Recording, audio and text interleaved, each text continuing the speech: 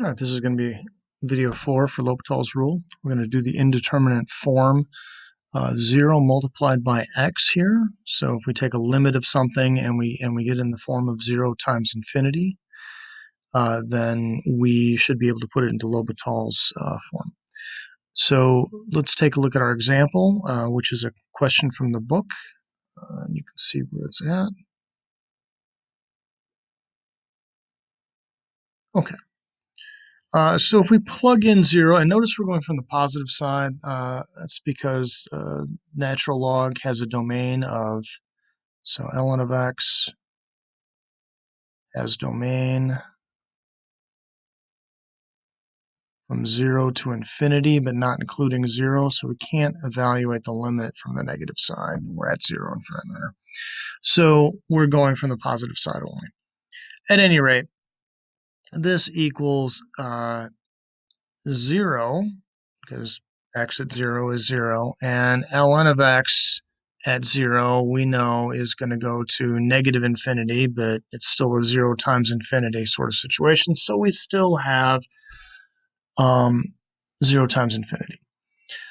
So how I'm going to show you how to do this is going to help us maneuver things for the other types of indeterminate forms as well. So I'm going to use an algebra step to rewrite this. Keep your notation there. So I'm going to multiply by 1 over x over 1 over x. All right, I'm multiplying that by x ln of x. So I'm multiplying by 1, but this is going to help me put it into a form that L'Hopital will work with. So the x's in the numerator cancel.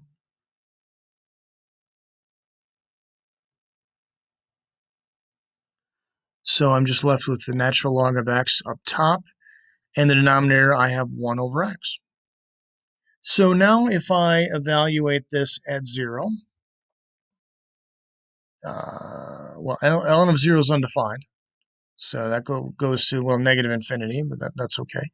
And this one here goes, 1 over 0 goes to infinity. So we're in a situation where we have infinity over infinity, whether it's plus or minus, doesn't matter. So we're able to use L'Hopital's rule. So I'm using L'Hopital's rule here, and I'm going to take the derivative of the numerator. So the derivative of natural log is just 1 over x. And then I'm going to take the derivative of the denominator.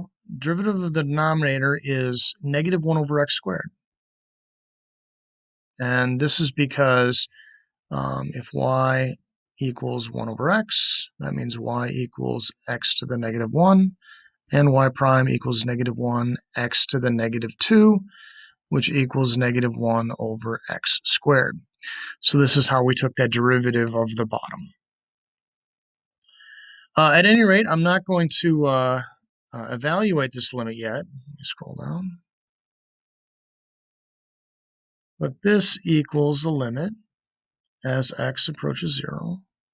So now I have 1 over x times negative x squared over 1, because when you divide by a fraction, you multiply by its reciprocal. So that equals a limit as x approaches 0 of negative x. Okay, you see how these cancel out, and this equals 0. So that is our limit for that.